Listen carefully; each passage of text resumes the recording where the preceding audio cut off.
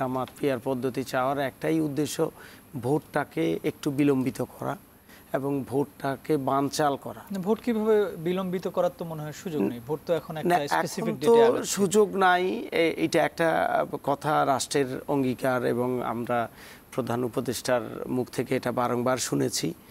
কিন্তু একটি নিরপেক্ষ গ্রহণযোগ্য যে জন আকাঙ্ক্ষার প্রতিফলন ঘটবে সেই ধরনের একটা নির্বাচন অনুষ্ঠানের জন্য যে প্রস্তুতি দরকার সেই প্রস্তুতিটা কিন্তু আমরা দেখছি না।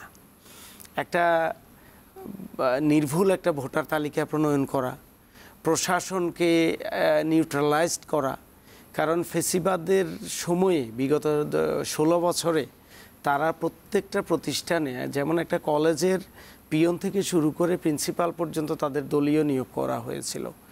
এখন প্রশাসনের মধ্যে টিএনও বা ইউএনও ডিসি সাহেবরা দেখা গেল যে একদম অনেক বিতর্কিত কর্মকর্তাদেরকেও এখন পর্যন্ত ডিসির পদে বা উপজেলা নির্বাহী পদে বসিয়ে রাখা হয়েছে। আপনি ওদেরকে কখনোই ওদের কাছ থেকে আপনি নিরপেক্ষ আচরণ, নিরপেক্ষ ভোটের কর্মযোগ্য আশা করতে পারেন না। এখন আপনি আইনশৃঙ্খলা পরিস্থিতিটাকে আপনি এখনও কন্ট্রোলে আনতে পারেন নাই। আপনার এই নিরাপত্তা বাহিনী আমাদের যারা আছে, পুলিশ বাহিনীতে 63,000 পুলিশ অনুপস্থিত ছিল।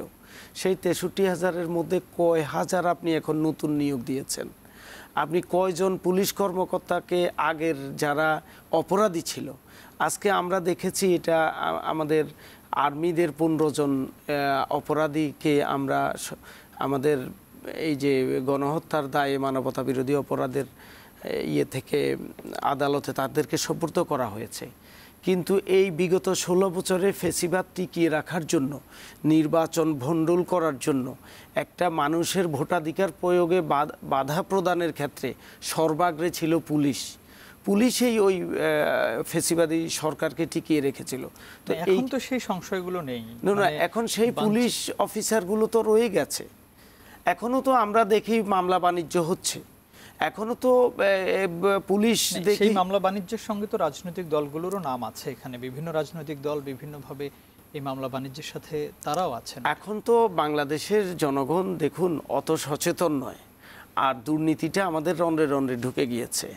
এখানে রাজনৈতিক দলগুলোরও অনেক দায়িত্ব আছে, আমরা চেষ্টা করছি, কিন্তু সর্বাগ্রে দায়িত্ব হচ্ছে আমাদের সরকারের, আমাদের স্বরাষ্ট্রমন্ত্রীর, আমাদের প্রধান উপদেষ্টার।